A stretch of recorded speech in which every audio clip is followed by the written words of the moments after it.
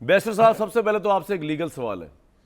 मुझे ये बता दीजिए कि आज ये जो इस्लामाबाद हाई कोर्ट के अंदर सारी हेयरिंग हुई है जिसमें नवाज शरीफ साहब को जमानत मिली है, उसमें जहाँ तक मैं समझाऊँ, maybe I am wrong, please correct me, कि जजेस, मोहतरम जजेस जो है, उन्होंने जो फैसला दिया है इनको 24 तारीख तक जमानत का, अबूरी जमानत का, वो इस बुनियाद पर दिया है कि नैब को कोई इतराज़ नहीं है। तो इसका मतलब तो ये है कि अगर नैब मैनेज हो जाए तो क्या जजेस के हाथ बंद जाएंगे या अदालतों के हाथ बंद जाएंगे? वो कहेंगे कि जी हम मेरिट पे ये अपील तब सुनते अगर नैब वाले इसके ऊपर कोई काउंटर आर्गूमेंट लेके आते। क्या ये इसी तरह होता है, फैसले इसी तरह होते हैं अगर नैब जो कि मेन पार्टी है, स्टेक होल्डर, वो अपनी माजूरी का इजहार कर दे और वो एग्री कर दे कि जी हमें कोई इतराज़ नहीं, तो जजेस, मोहतरम जजेस किसी भी कोर्ट के अपने तौर पे केस नहीं चला सकते कि जी हम इसको देखेंगे कि एक बंदा कन्विक्टेड है या ऑब्सकॉन्डर है तो हमें पहले ये सरेंडर करेगा या नहीं करेगा? उन्होंने उस मेरिट को सुना ही नहीं, क्योंकि नैब ने जो है, जहां तक मेरी अंडरस्टैंडिंग है। व्हाट्स योर टेक सर, ऐसे ही होता है? सर, आपकी अंडरस्टैंडिंग के हद तक बिल्कुल दुरुस्त है कि नैब की स्टेटमेंट पर दिया है, लेकिन साथ साथ जजेस की बड़े एहतराम से ये अंडरस्टैंडिंग बिल्कुल गलत है कि प्रोटेक्टिव प्री रेस्ट बेल जो है वो इन फैक्टर्स पर दी जाती है। प्रोटेक्टिव बेल का जो पैरामीटर्स हैं वो ये है कि आपने ये देखना होता है एक शख्स अपने आप को सरेंडर कर रहा है अदालत के सामने, क्या वो कॉन्विक्ट तो नहीं है? कॉन्विक्ट के लिए तो ये इम्पॉसिबिलिटी है क्योंकि सरदार तारिक मसूद साहब की भी लेटेस्ट फैसला है और वो है भी मेंबर पंजाब बार काउंसिल के केस में, जिसने खुद यही चाहा था कि जी उसको अरेस्ट किए बगैर मिल जाए, लेकिन नहीं मिला और उसमें सुप्रीम कोर्ट के साहब फैसलों को भी डिस्कस किया। दूसरी चीज आपने ये देखनी होती है कि क्या वो शख्स जो है वो एक अंडर ट्रायल प्रिजनर है, उसके खिलाफ कोई एक्शन होने वाला है जिसको वो अवर्ट करना चाहता है क्योंकि वो अपनी बेगुनाही साबित करना चाहता है। यहाँ तो बेगुनाही वाली बात देखी ही नहीं गई। नैब की स्टेटमेंट पर जिस तरह आपने कहा कि प्री रेस्ट बेल ले ली गई, प्रोटेक्टिव बेल ले ली गई, तो मैं समझता हूँ कि इसकी नवीद पाकिस्तान की तारीख में मौजूद नहीं थी और जो साइट किए गए प्रेसिडेंट्स वो सारे के सारे सुप्रीम कोर्ट ने खुद ओवररूल किए हैं अपनी जजमेंट सरदार तारिक साहब के केस में, जिसकी मैं बात कर रहा हूं। If I am not wrong Pansota साहब, ये जो अतर बिरला साहब ने इमरान खान साहब की जमानत के मामले पे तो ये कहा था ना कि जी आपके लिए कम से कम बायोमेट्रिक्स लगवाना तो इतनी लाजमी शर्त है जिसके लिए उनको फिर आना भी पड़ा जुडिशल कॉम्प्लेक्स में। एम आई राइट कि अगर जमानत की इस तरह की अपील दायर की जाए तो मुलजिम का होना वहां जरूरी होता है, मुलजिम या मुजरिम? अच्छा, यहाँ बड़ी जी बिल्कुल जरूरी भी होता है और यहाँ बड़ी इंटरेस्टिंग चीज है कि जो जजमेंट इस्तेमाल की गई है, जिसका सहारा लेने की कोशिश की है, वही जजमेंट है जो बंजाल साहब ने ऑथर की थी और अतर मनीला साहब उनके साथ बेंच में थे, जो कि इमरान खान साहब को प्रोड्यूस किया गया था। कि उसमें यह कहा गया कि एक्सेस टू जस्टिस जो है, किसी शख्स का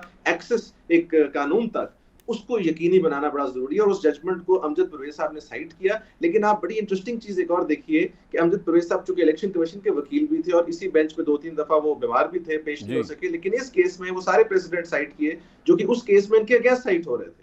तो मैं समझता हूं कि जो आज एक प्रेसिडेंट बनाया गया है, ये कोई कानून के मुताबिक प्रेसिडेंट नहीं है, ये एक एक्स्ट्रॉर्डिनरी रिलीफ है जो कि पाकिस्तान के साबका अदवार में भी दी जाती थी, अब फिर दी गई और इस प्रेसिडेंट को कल को इस्तेमाल किया जाएगा। कोई भी कन्विक्टेड पर्सन पाकिस्तान से बाहर जाया करेगा, इंतजार किया करेगा कि हालात साजगार हो, जिस तरह के सेम पेज हो जाए किसी ना किसी के साथ और फिर आकर वो इस किस्म के रिलीफ तो ले ले। बड़ी तो I don't think so it resonates. खतरनाक फिर प्रेसिडेंट सेट हुआ है शामी साहब, जो ये कह रहे हैं कि फिर तो हर बंदा। पंसोटा साहब जो बात कर रहे हैं ना, वो एक तरफ की बात है ना।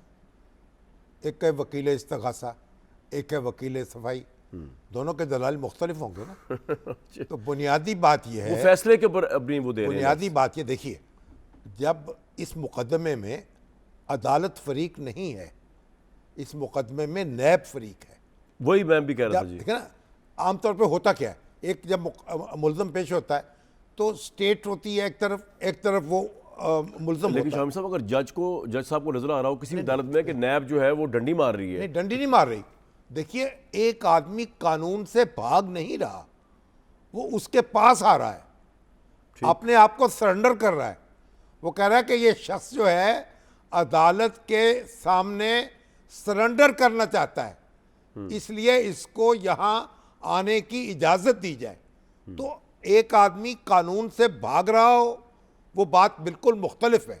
एक आदमी कानून के सर अतर सामने आ रहा हो, इस्लामा हाई कोर्ट जजमेंट दी हुई है कि एप्लीकेशन ही कंसिडर नहीं होगी, बायोमेट्रिक नहीं होगा। कबल गिरफ्तारी होती है ना, जमानत कबल गिरफ्तारी की बात और है, जमानत की स्पिरिट की बात हो रही है सर। नहीं, कबल गिरफ्तारी की बात है। कबल गिरफ्तारी तो ये कि ठीक है, पहले आप पता तो लगे ना कि आप गिरफ्तार नहीं हुए। सोता साहब, आपने कुछ बात इसमें ऐड करनी है? शामी साहब ऐसे नहीं जैसे आप फरमा रहे हैं। मैं इंतहाई अदब और एहतराम से कहूंगा कि कबल गिरफ्तारी, जमानत या बाद गिरफ्तारी, दोनों केसेस में जमानत तो थी। यहाँ तो कन्विक्शन है, कन्विक्शन में तो इम्पॉसिबिलिटी है किसी किस्म की। वो कह रहे हैं मुल्जिम नहीं है नवाज शरीफ साहब, कन्विक्टेड है। ये नहीं है, वो शख्स जो है वो आ रहा है अदालत के सामने, तो एक अपने मिनट आप को पसौता पेश कर रहा साहब, है। जब वो आ रहे हैं तो फिर आपका क्या एतराज क्या हो सकता है? जब वो आ ही रहे हैं तो कोई बात नहीं, आ ही रहे हैं। इनको क्या परेशानी है?